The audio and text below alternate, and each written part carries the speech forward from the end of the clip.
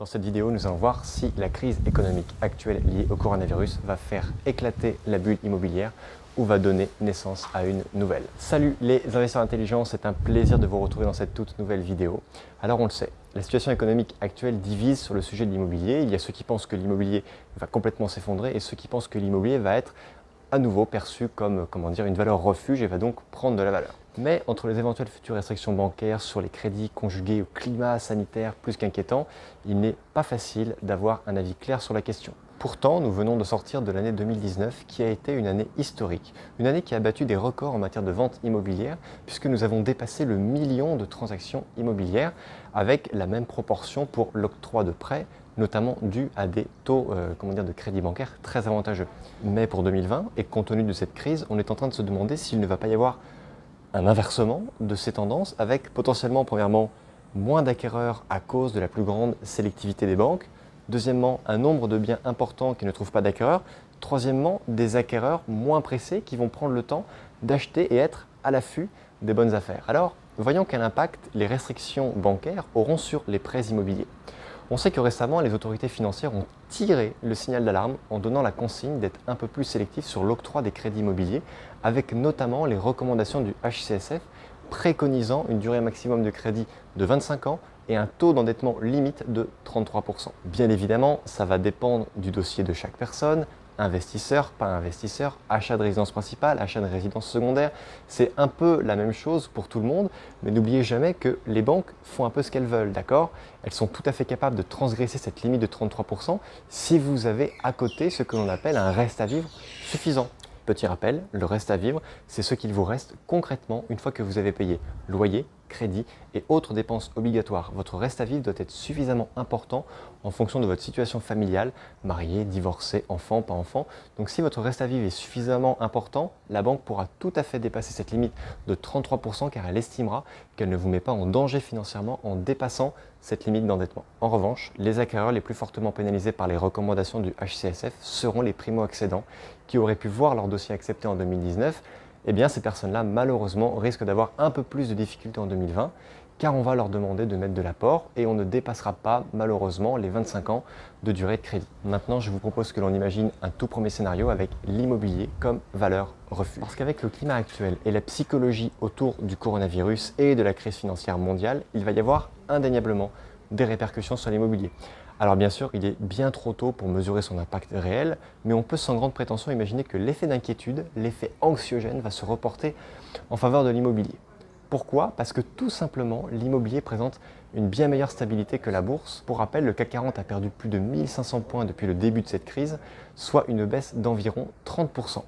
L'immobilier, depuis l'histoire de l'humanité, n'a jamais connu une telle baisse. Et bien sûr, vous le savez comme moi, l'immobilier, comme la bourse, est un marché cyclique. Mais ce sont des cycles qui sont beaucoup plus longs. Ils font preuve d'une bien meilleure résilience face aux mouvements de panique, tout simplement parce que l'immobilier s'inscrit dans un temps plus long. On recherche, on construit, on met en location, on exploite, puis éventuellement on revend ou on transmet. Mais un de ses atouts fantastiques, c'est qu'il est beaucoup moins liquide, ce qui permet d'éviter les ventes précipitées, à l'inverse de ce que permet un portefeuille d'actions. Si vous avez trouvé que ça, chers amis investisseurs, c'était une information qui était utile, c'est vraiment là le moment de liker cette vidéo. Également, et je pense qu'il est vraiment très important de ne pas l'oublier, c'est que malade ou non, crise ou pas crise, riche ou pauvre, nous avons besoin de nous loger. C'est un besoin vital. Mais de l'autre côté, et c'est un peu le corollaire de l'immobilier, on constate qu'il est difficile de se loger dans les zones tendues car l'offre manque. Si on suit cette théorie, on peut très bien estimer qu'en cette période de baisse des valeurs boursières, l'immobilier apparaîtrait comme une valeur refuge et que la demande pour de nouvelles acquisitions devrait rester importante comme elle l'est déjà depuis le début de l'année 2020. Maintenant que l'on a imaginé ce premier cas de figure, nous allons en imaginer un deuxième. On va imaginer qu'il y ait un retournement complet du marché immobilier. En faisant des recherches pour préparer cette vidéo, je me suis rendu compte que certains observateurs sont très critiques sur les perspectives de l'immobilier. Selon certains, le marché immobilier pourrait connaître des moments vraiment difficiles, étant donné que le marché immobilier est très dépendant de facteurs psychologiques incontrôlables.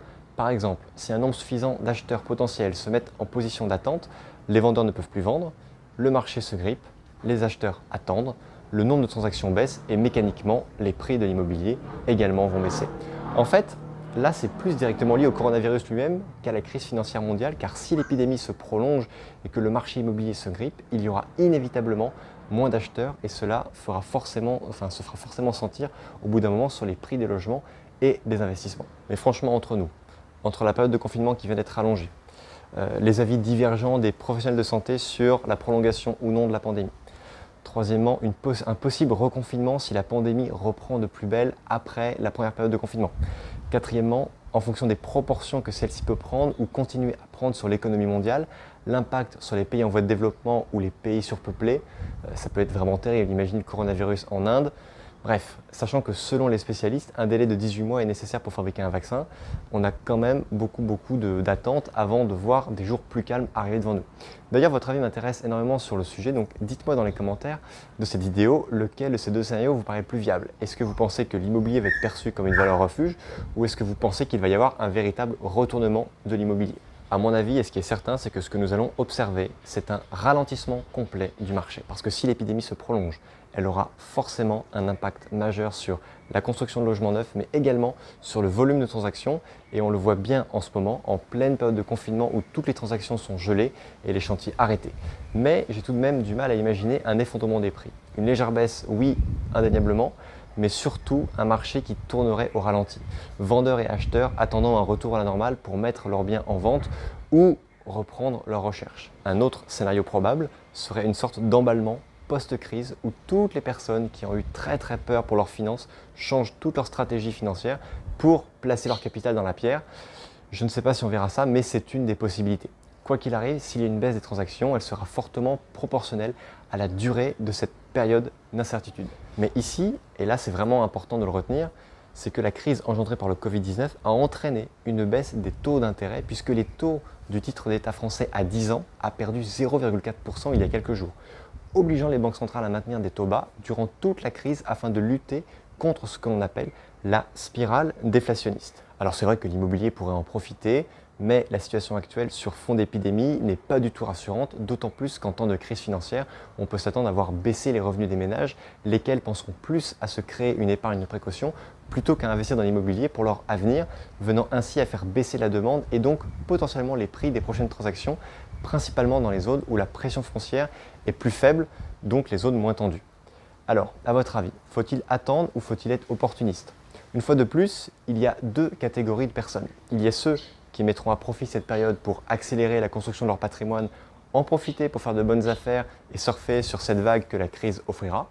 Ce sont en général les mêmes qui garderont la tête assez froide et qui maintiendront une discipline d'épargne financière ou d'investissement immobilier et se réjouiront ensuite lorsque les marchés remonteront comme ils l'ont toujours fait, parce que les marchés remontent toujours. Et de l'autre côté, il y a ceux qui seront pris de panique et qui vont arrêter tout ce qu'ils avaient lancé.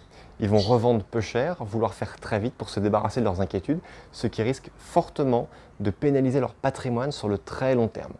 Tout simplement parce qu'ils vont arrêter ce qu'ils avaient entrepris, commencé à faire. Pour terminer, ce que je peux vous assurer, c'est que dans une situation de crise telle qu'on la vit maintenant, quelle que soit votre décision, la précipitation est toujours très mauvaise conseillère. Et cela est valable pour les acheteurs comme pour les vendeurs. Donc si vous êtes en train de chercher et d'acheter votre investissement locatif, alors il est fortement probable que de très bonnes affaires vont apparaître dans les semaines, dans les mois à venir. En revanche, si vous êtes vendeur, je vous conseille vraiment, si vous êtes dans cette possibilité-là, d'attendre que la situation se tasse un petit peu, que la visibilité au fond du tunnel se refasse, mais attendez un petit peu que la situation se stabilise pour remettre votre bien en vente. Pourquoi ? Parce que les acheteurs n'ont pas la tête à ça et en plus, il y en a moins. Et surtout, mon dernier conseil, si vous êtes vendeur et que vous allez déménager dans une autre résidence principale, évitez absolument les crédits relais parce qu'on n'a pas d'équilibre en ce moment entre acheteurs et vendeurs.